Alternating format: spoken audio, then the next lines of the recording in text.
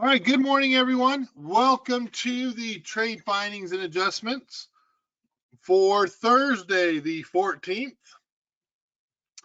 Today is going to be a bit of an education day in regards to calendars and leap bull calls. So, we're going to go over options, that dirty word options that people don't like, that think it's so bad. We're going to go over why we use some of those options in some of our spread trades or as stock replacements for today. So it's going to be pretty interesting. We talked a little bit about this on Monday, and my job today is to go through why or how we're going to use that here in the near future. That's all it really comes down to. Just, hey, we have these, we need to pay attention to these and make sure that we're all on the same page. With that said, give me a second to adjust. There we go. All right, so some things to keep in mind. Chip shortages may force Apple to cut 13 production goals, right? Well, this should not be something new. We already heard this last earnings that Apple was going to cut their projected numbers, that they are going through supply constraints. So here we have, and this is where you guys, something you could learn in your own investing, your own trading. Here we have old news that is being brought up again 3 months later as new news for Apple. The amount of units they're going to cut, where they get their chips from, none of this is new news. Everything that you're going to read in the chip shortage may force Apple to cut i13 production. Every single bit of this was stated by Apple in their last earnings event. So, for Liz Moyer, whoever this person is, rather interesting that she is rehashing old news as new news. And again, it also causes a bit of a panic. Let's face it, this is what keeps people watching CNBC and Fox News and Bloomberg. It's the panic of, oh my gosh, let's think about it. If Apple can't get enough chips, then no one else can get any chips, and no one's going to get new cell phones for Christmas. Bit of a stretch, right? Huge stretch. Yet that's what's being promulgated out there for the news. And I just sit there and I scratch my head sometimes, is all I'm going to say. A little bit other news, we put in some leap long calls on JP Morgan. And I'm part of that, so let's take a quick peek. I'm assuming they're going to be down. Count positions. JP Morgan call. We paid $20 for it, and it's down to $16.95, down $3 down. Well, it's kind of funny. This is why we're switching, by the way. It's why we're making the big move starting next week. It says it's down 44 cents, yet we're up $72.50. More work I've got to do after hours to make sure those adjustments are put into the accounts correctly. Oh, does E-Trade piss me off. But JP Morgan, a lot of people have sent me some questions on JP Morgan recently. Kevin, how does it go up by 74 cents, right? Let's use a different color other than pink. let's use red. You should be able to see that a little bit better. 74 cents versus the $3, right? So let's put this into perspective. Their earnings, their profits were up 25% from the estimates. Their revenue, $1.5 billion more, right? And the big catcher, they had set aside 2.1 billion in reserves for people that were going to default on their home purchases and so forth. They released it back into their system to make money on, because people are not defaulting on their homes. So let's put those 3 points all together one more time. Earnings, profit that they made per share, $3.74, 74 cents higher, or 25% higher than the $3 they were expecting. Sales, $1.5 billion more sales than estimated. They released $2.1 billion free cash to go make more money in what they do, because people were not defaulting on their homes like previously thought. All three knock it out of the park. Amazing points. And so we have JP Morgan down. Pretty common. JP Morgan rises to their earnings. They go through their earnings, knock it out of the park. They have a couple days where they pull back, and then they head off to higher highs. So a couple people said, well, why didn't you sit your trade here? Why didn't we wait till after earnings? Why did we go before earnings? And it's a valid question, because this is what typically happens with JP Morgan. The reason why we chose not to is because their earnings whisper already showed that they were probably going to be 350. The release was old news, and the expectations that they would do better than expected on sales. So because normally this is what they typically do, we saw some reasons that maybe it wouldn't. Maybe this time they would just have their earnings and keep going higher, because it has done that before too, right? But like historical JP Morgan, we're probably seeing that chart pattern instead. So the reason why we put it on before earnings instead of after the typical earnings pullback is because we thought it would just keep going higher. The numbers, the estimates, the good news is there. The short answer is we've guessed wrong. Our best educated guess was not correct. Does that mean that we need to freak out? We need to, oh my gosh, you suck, I'm going to shut down Hurley Investments? No. Then one of the neat things we do, we gave ourselves to January 2024. So 1 day, 2 days, a week, when we have, 2 years and 3 months, when we have 27 months, I'm not going to judge the start of this trade by the first 2 days. I've got 2 years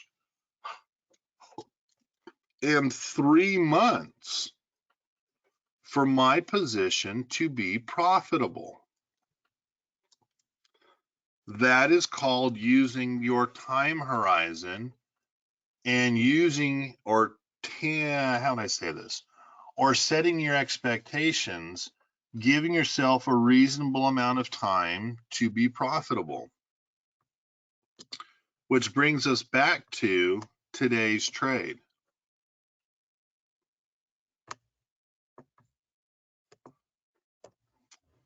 So I'm going to use JP Morgan as the thought process, but we're actually going to work with Square today.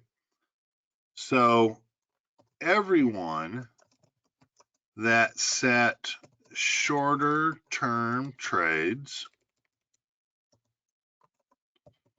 and we're going to just call that a standard bull call, a bull put, assuming they were profitable, a bull call calendar, a call calendar,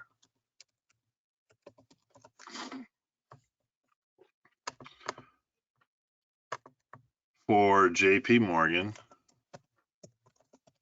is getting their butts handed to them today. So that also equals options expiration this Friday,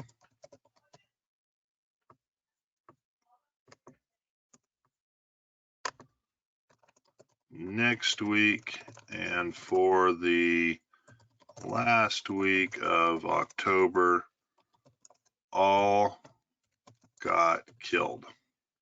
Now, I know some of you are going to say, well, define killed, right? When I'm defining killed, it means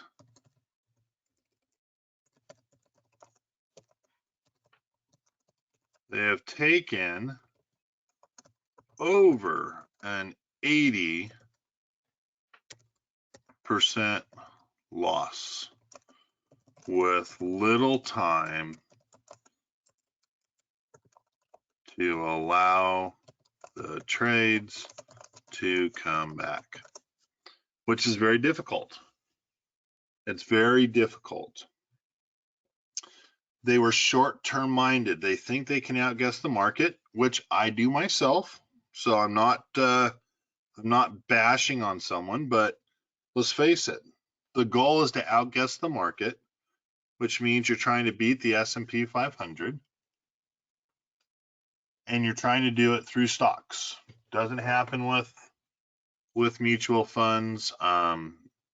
Doesn't happen with precious metals either. You're trying to pick sectors or best of breed companies that'll beat the S&P 500. That is what you're doing. For people that gave themselves a short period of time, they got into trouble. So let's talk calendar trades, right? I do see student base in here. People have taken some education, so I'm going to work with you guys. Jim, you have not taken some of this education, and David W has David. I'm not sure if you have either, so please bear with us. This is for some of the people that I've talked to through education throughout the years that are just kind of going through a little refresher on trades and trading that they do on their own. So those that have been in here, calendar trades, what is the trend for this trade? So this trade works with what trend? I'm going to let you guys answer so that you can refresh and learn some of that education you paid for, right? There you go. Perfect. Stagnant. And I'm going to go ahead and I'm also going to say, or very slow moving, right? That's the trend that works for the calendar trades. So the primary or the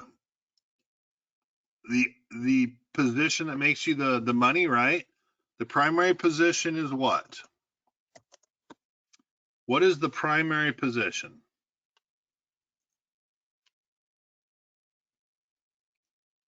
You're going to think, what's the primary position that you're going to be in? There you go. Perfect. We're going to call it a leap call position. And for those of you that don't know, a leap call position, it's a stock replacement position, right? That is the right to buy the stock at a certain price for a certain period of time. So what it is literally, it is a stock replacement strategy. It's an option that acts like stock ownership because it gives you the right for you to purchase the stock at a certain price for a certain period of time. It makes money as the stock price goes up over a period of time. So it's a leap, just to give you a short understanding here. It is a leap, which means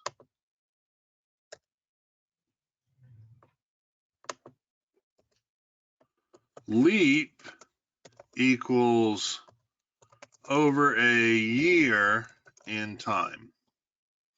So the leap is a time period. The call is since you're buying it, it's the right to buy a stock at a certain price or a certain period of time. Right to buy a stock. I just noticed that one I'm doing wrong. Right to buy the stock at a certain price or a certain period of time.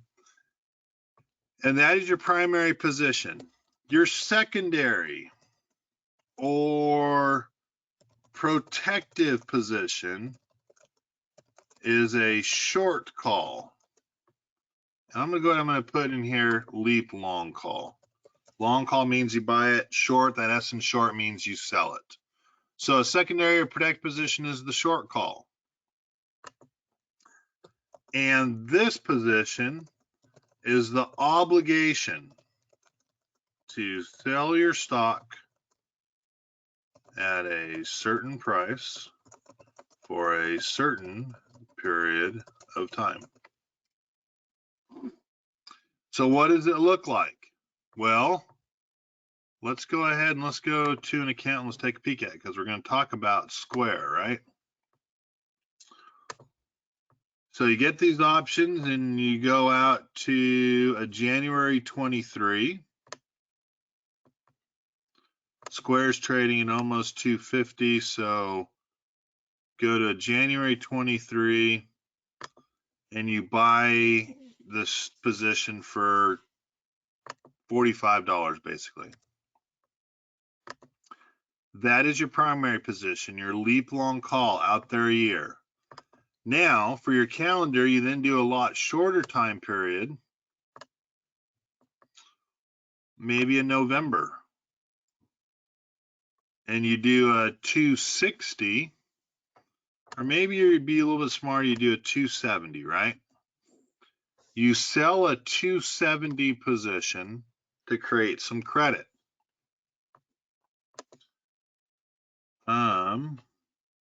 Says I lost sound, but I'm back. You guys able to hear me okay? Haven't lost too much sound. I'm okay to go. I see my audio says I'm okay, but if you guys can hear me, just let me know that, yep, people can hear me. Okay. Kind of weird. Had someone say they lost sound, but thank you, James and Jim and David and Dave. All right. So this is the typical structure of a calendar. I'm going to grab some screenshots of this so we can put it in. So this is the typical creation of a calendar.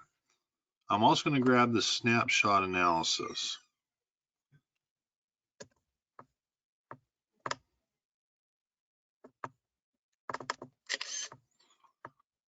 Okay, so let's put that into our picture here. Insert a picture 2. Come on.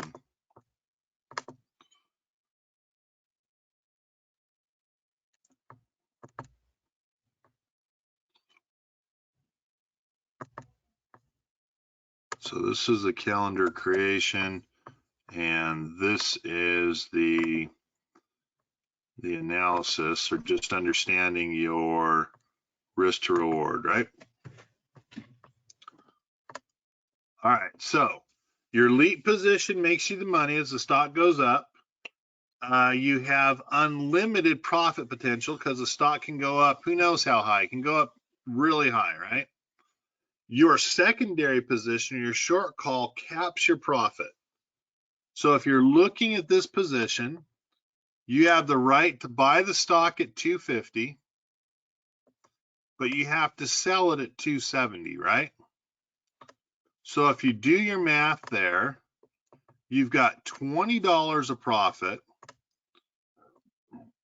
plus you're going to keep your credit, which is about another $5.50, right? So you're looking at it, you've got $5.50 plus 20. Basically, in this position between now and November, you can make $25.50. As long as, well, if the stock goes up, that's the short answer, right? But what is the problem? What is the problem with having this stock go above $270 here and making this $20 of difference in strikes and $5.50 of credit? Someone please tell me, what's the problem if this stock goes up above 270? What happens if you have to get called out, as it's called? That short call says you're obligated to sell this stock at 270. You have the right to buy it at 250. You're going to make 20 bucks there. You're going to get the $5.50 of credit on the short side. What's the problem? So it's interesting. 4 answers just came in. Assigned is probable. Yeah, you're probably going to get assigned, which will take away your long call, right? You're going to make your max profit. You get to make your max profit and difference in strikes plus your short call credit. Agreed, but you guys are all missing something. The cost of the trade is right here. If it moves higher like it should through November, you're going to get called out. You'll make $25.50. The problem is it cost you roughly $40 to be in this trade. If you pay $40 to make $25.50, I'm pretty sure you're going to be upside down $14.50.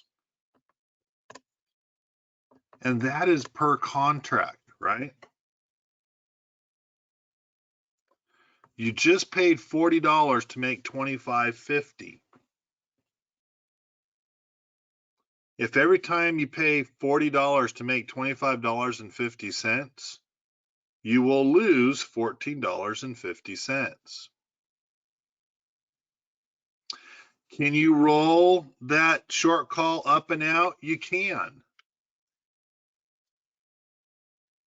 Probably for a loss, probably take a $10 loss to then try this again at maybe a February 300. But if you take a $10 loss, you have to add that loss back up on your cost basis. So now your cost basis is at 50. You try it again in January or February of next year. You're going to go up to 300. The difference between 200 and 300 is $50. Damn it, you're stuck in the same position. Now you're paying $50 to make $50. Oh, that's so frustrating. Welcome to one of the problems with people that are doing trades every 15 to 60 days. When it doesn't go the way you need it to go, you're screwed. One of the biggest problems that I see, let me just go ahead and throw this in here. One of the biggest problems I see with calendar trades is that you don't know the stock is sideways until about 4 weeks have passed. To truly look at a stock, you're like, is it sideways moving? It takes about 4 weeks to confirm that. and 4 weeks to confirm the sideways range that it's in. Now, someone brought this to my attention here recently because they said, well, Kevin, let's face it, this year stocks aren't moving the way you want them to. Apple basically has gone sideways. I'm going to change this a little bit more. I'm going to put this out for the year. Easier for me to see at that range. Let's go out 11 months.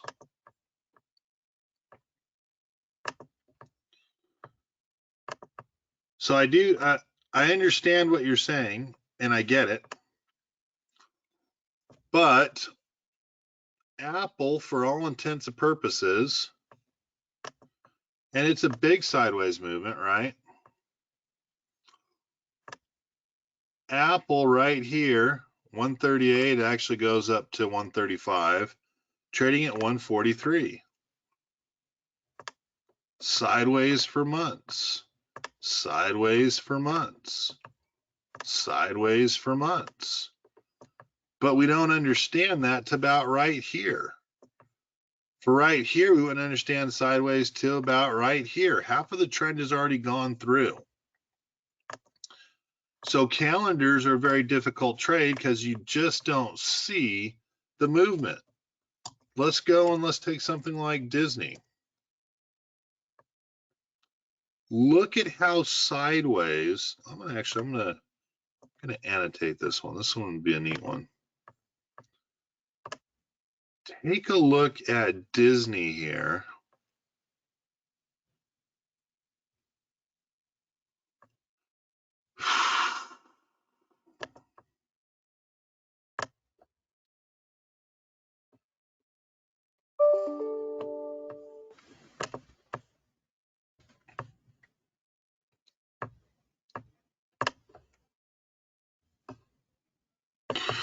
All right. Take a look at Disney and where it fits in. How does this go away? Anyone know how to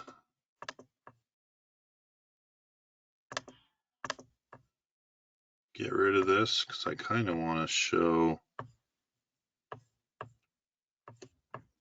Huh. Not going to go as easy. There we go. I'll just move it like this. We had Disney. Look at that range right there. 167-ish, right? Starting the year out at 183. Especially pay attention between May and now. May, June, July, August, September, October. We're talking 6 months. And I wouldn't be able to really call it for about 8 weeks. Right here is where I'd say, you know what, it's moving sideways in a range. Look at how Disney's moved as the great reopening trend.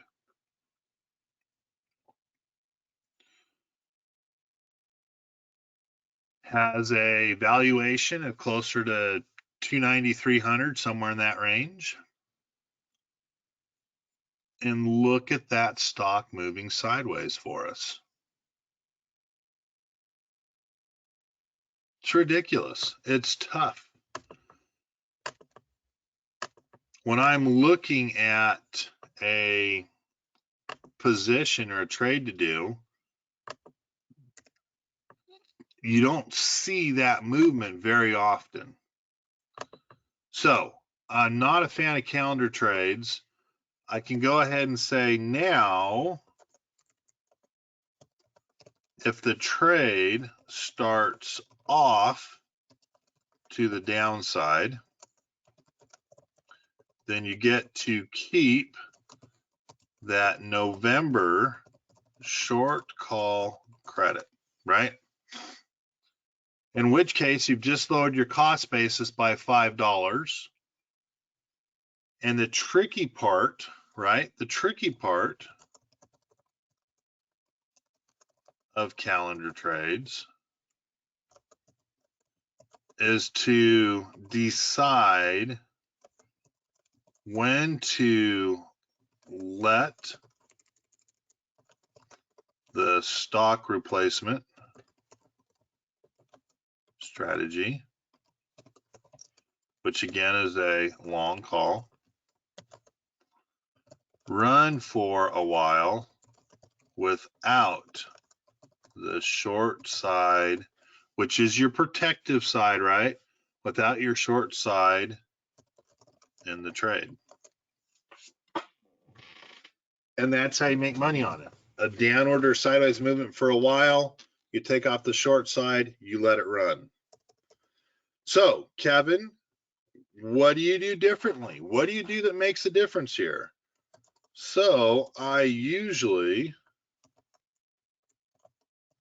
use a leap bull call, which structures it a little bit different, right?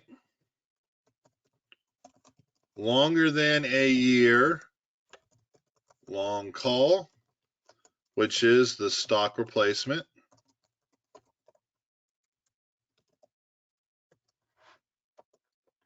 And for me, I like to go out 18 to 27 months. I also do a longer than a year leap short call, which is your protective part, right?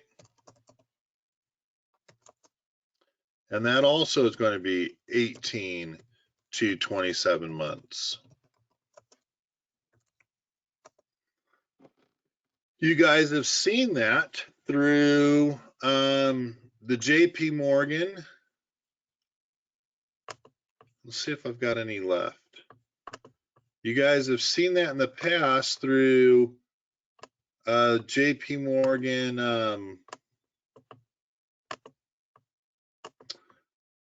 Well, I think we had 55 to 90s and 60s to 100s or 120s.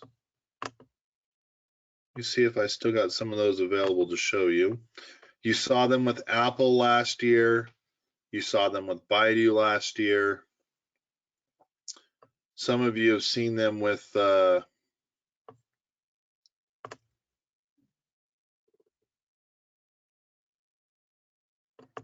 no, don't have them right here.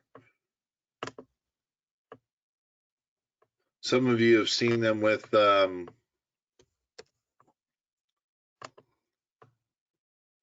Ford in the past and NVIDIA in the past. I do think I've got an example though. Let's see if I've got that example.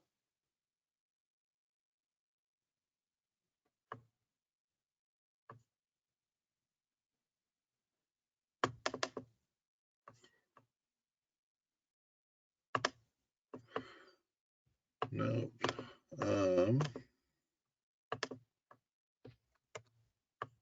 Give me a quick second here, guys. Trying to find an example of one that we used in the past. I know I've sent it to people. There it is. So here is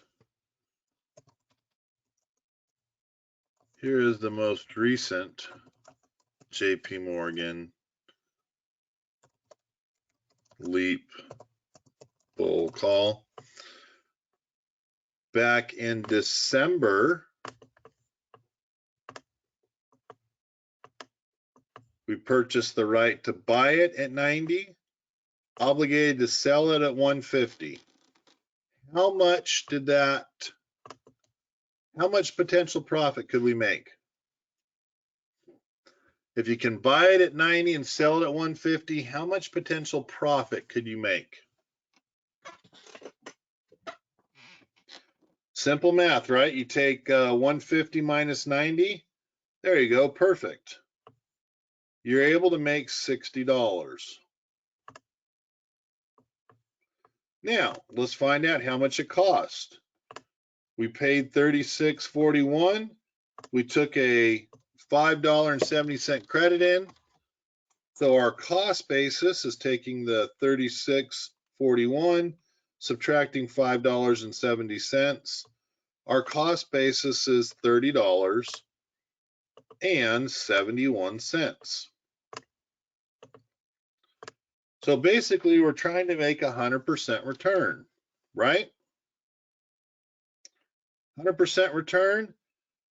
Let's do some questions to test you guys. Where would we start off on this one? How long was this trade? Someone tell me, how long was this trade?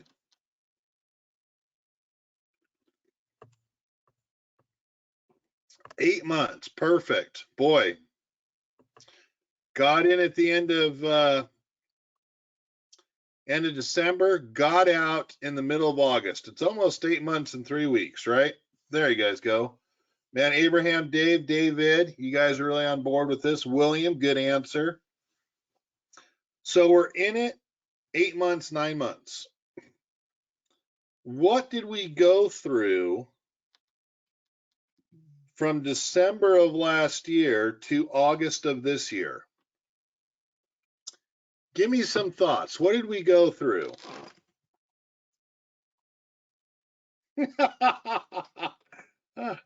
A Capitol Hill takeover. Okay. We went through a really screwed up January, right? A changeover, new presidents. I'm not going to agree with the Capitol Hill takeover, but yes, I would agree with that. That happened the beginning of this year. What else happened?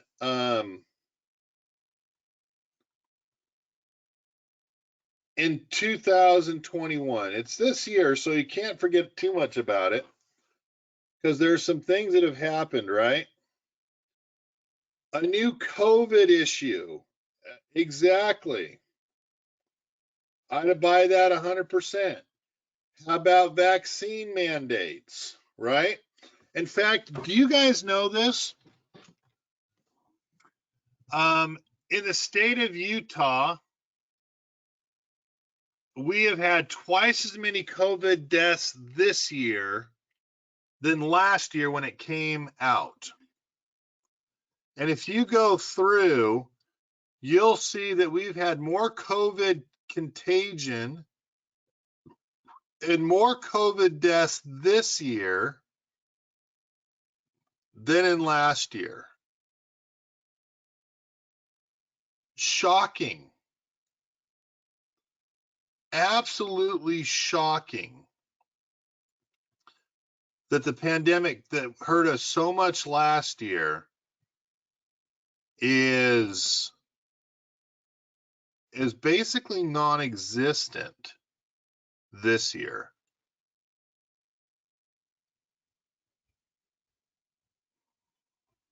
What else is going on this year that maybe people are forgetting?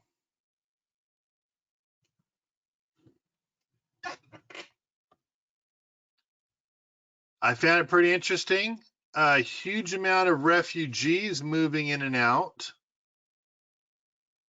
So we do have Afghanistan, but it's I don't know, it's nationwide, right? It's worldwide, excuse me. It's not nationwide, it's worldwide. We have huge famines going on through the world. Anything else that you can think of?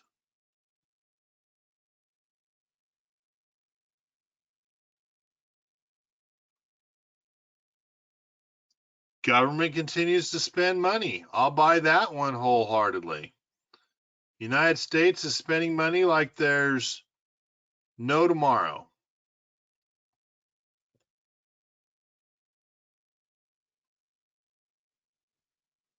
Any other ideas? It's kind of neat. Look how quickly we've forgotten some of the worries, some of the major events that maybe we should have thought of. We had a major China crisis at the beginning of the year. We had interest rate hike fears at the beginning of the year. We had rising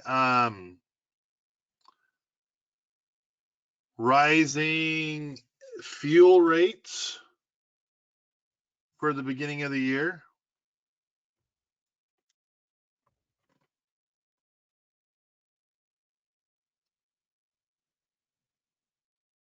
We had tariff problems the beginning of the year.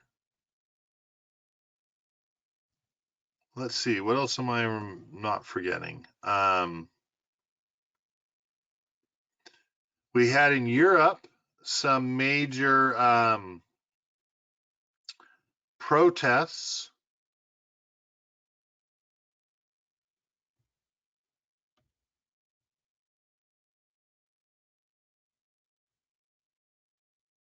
We had the Olympic Games. Remember the Olympic Games? Olympic Games that were not what they were expected to be, but we did have them. Forgot about the Olympics, right? In May, we had the new coronavirus variant that came out.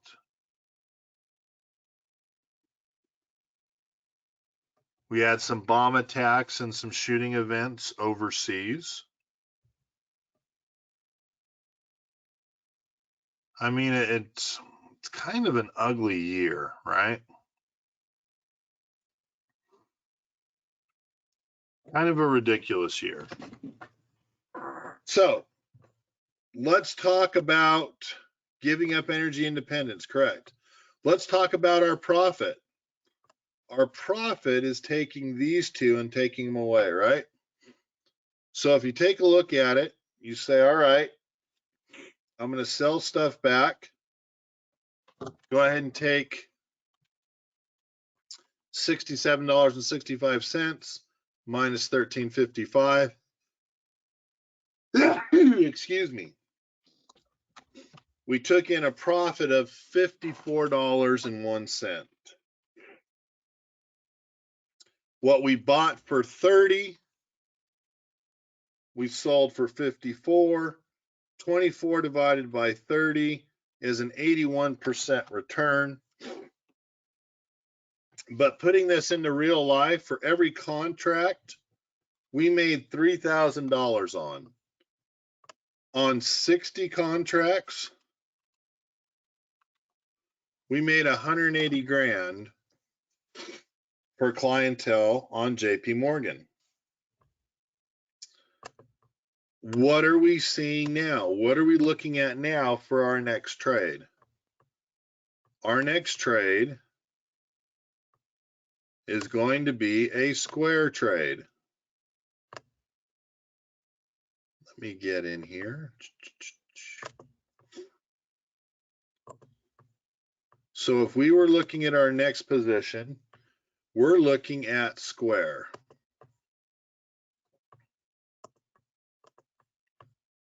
Get out of this one. When we did our charting, when we did our undervalued, square came up for us as it's hitting that 200 day. It's at that 50 point of 250. Can get back up to 289. That's what we're looking on the upside here. So at least $40 of upside movement, right? So what we're looking at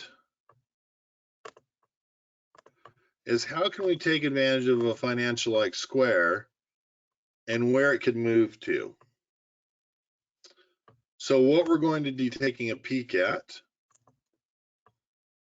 is finding Square probably out as we did our numbers to June 2023.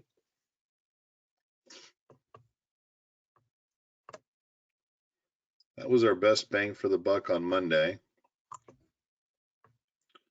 For $54, we're going to buy the right to buy it at $250.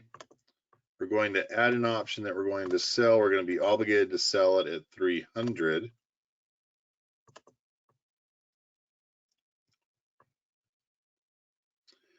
And let's work these numbers. This is the trade we're looking at right now. Wanting to get out of it by December.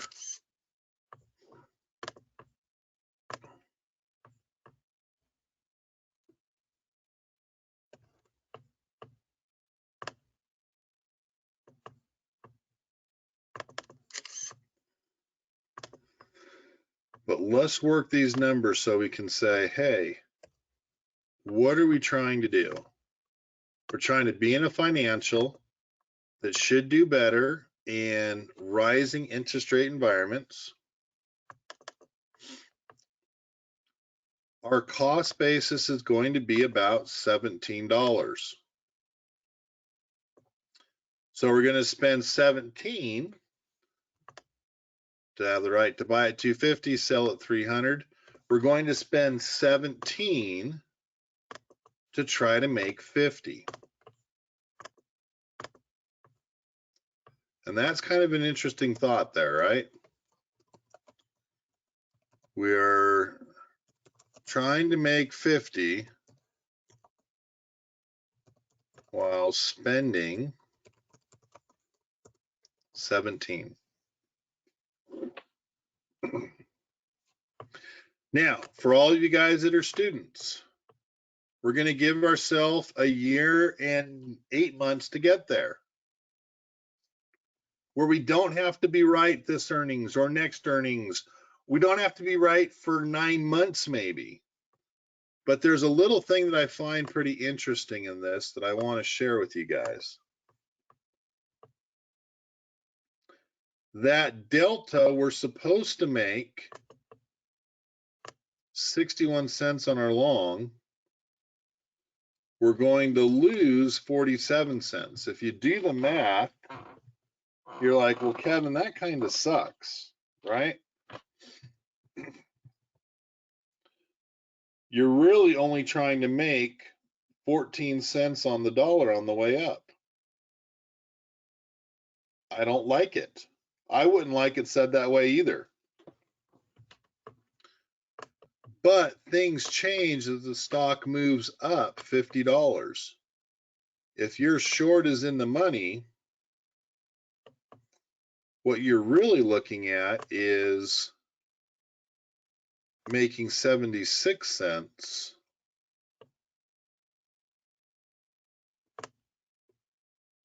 It's going to be right around there. While the short is losing you 58. And of course, as things are longer in the money, things change more to your side. So even though we can make a 200% return, we are trying to make a 100% return on a $17 investment. 17 times 100, we're spending 17.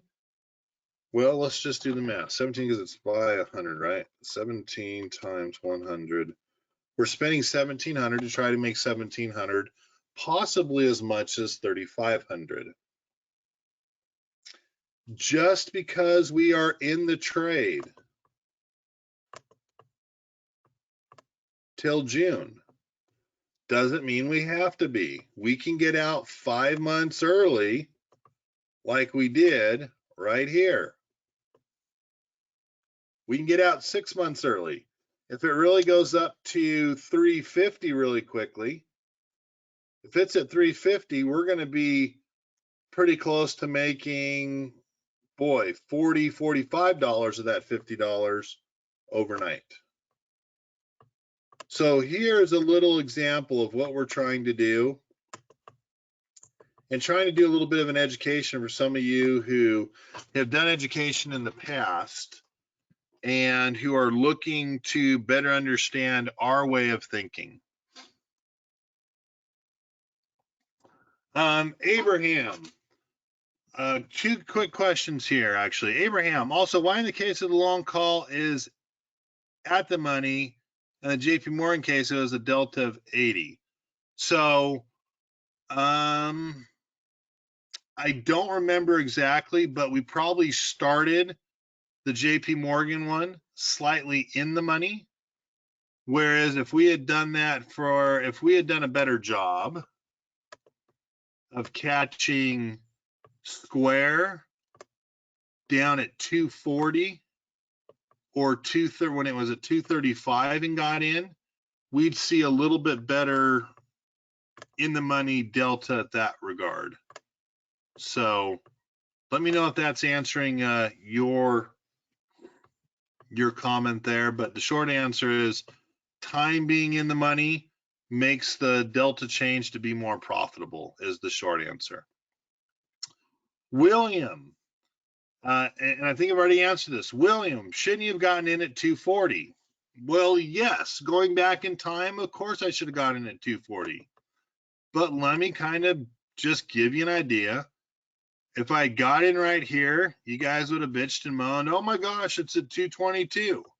If I got in right here, you would have bitched and moaned, oh, it's at 232. If I got in right here, you would have said, oh, you're so smart, it's at 251. And notice everything I'm saying here is in a 3-week period of time. So, of course, would it have been better to get in at 240 when it's trading at 240? Yes. We're getting in at 250 while it's trading at 250. Yes, that can be just the same. We're looking at it longer term. We're not giving ourselves a 3-week period to be right. Most of the time when you're trying to be right in a 3-week period of time, you're screwed. Let me give you an example. If you try to get in right here 3 weeks later, you're roughly screwed. You're not making your money. If you tried to get in here 3 weeks later, you're screwed if you're going bullish. Here, 3 weeks later, you're screwed. Here, 3 weeks later, you're screwed. Look at it a little longer term, where you can look at it like this period of time, where you can look at it through this period of time. These trying to outguess the market in short periods of time are very difficult, and longer term, you're going to be in better shape. Abraham, not clear to me. In other words, in your thinking process, why would you enter the roughly 80 delta or ultimately 50 delta for the long call? Could I enter it more in the money? I could. It's the reason why I would do a 50 delta or a 58 versus an 80 is because my expectation is that for it to get back up to 289. And if I'm wrong, I don't want to lose 80 cents on the dollar. So Abraham, the short answer is I'm being cheap. If I went to more of an in the money position, I would not make as much money, and I would lose more if I was wrong. So if I started this out spending 62 for a 6-7, or even if I went up to, you know, the 76 and I spent 79, even though I'm bullish, my risk is really to the downside here because I'm paying $50 of intrinsic value or in the money value. 79 to get a credit. Let me move this out a little bit. 79 to get a credit of 35. That's $35.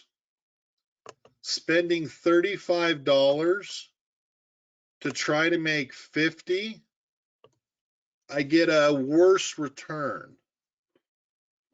So the short answer to your position, once again, I want to be cheaper for greater return where I've got less risk to the downside. So I want to be cheaper to get a greater return with less risk to the downside. If we go into that 78, 80 delta, pay in the money, it's $35 to try to make 50. Right now, I'm making $17 I'm going to spend $17 to try to make 50. So, you know, if you're spending 35 to make 50, that's only $15 of profit. You're looking at a return of 40%, where I'm trying to make a 200% return. Where if it goes against it to the downside, you could possibly lose $35, where I would only lose 17. Good question. Are there any other questions about today? So really today, expect to see some square positions put into portfolios, but are there any other questions today that I can answer for you?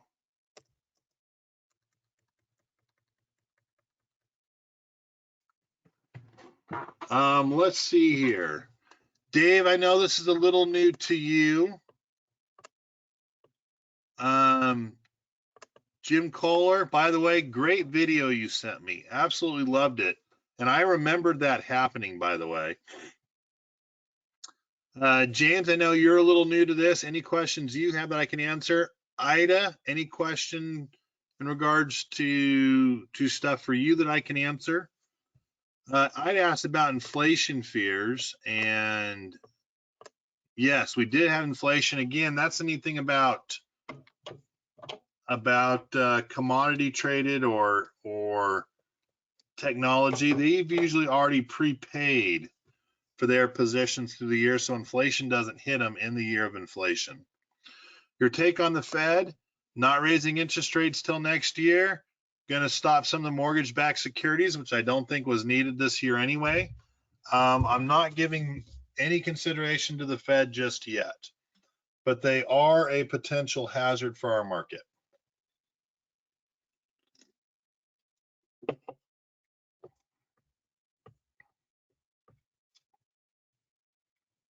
Boy, I spent an hour with you guys. This is one of my longest trade findings and adjustments ever. All right, I don't see other questions coming in. Guys, have a wonderful day.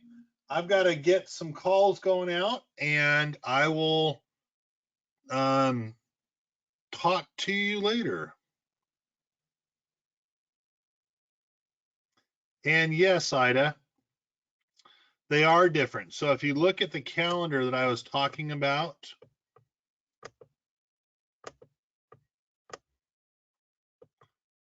up above, Ida, January 23 is the long call, your primary position that makes you the money. Your short call is out to November 2021, a couple months out. So here we have one that's 15 months out and one that's here 2 months out. That is a calendar. What I am doing with Square is a leap bull call, where both are in the same month. This is a leap bull call position. And my new trade would also be new trade is a leap, is a square leap bull call is the technical term. And I don't look to do calendars. Calendars are usually not a very profitable trade. All right, guys. Hey, have a wonderful day. I'll get this posted this evening whenever I get the approval that, yeah, I can post a trade out, and we'll go from there. You guys have a wonderful evening, wonderful day, and I will see you next Monday evening. Goodbye, everyone.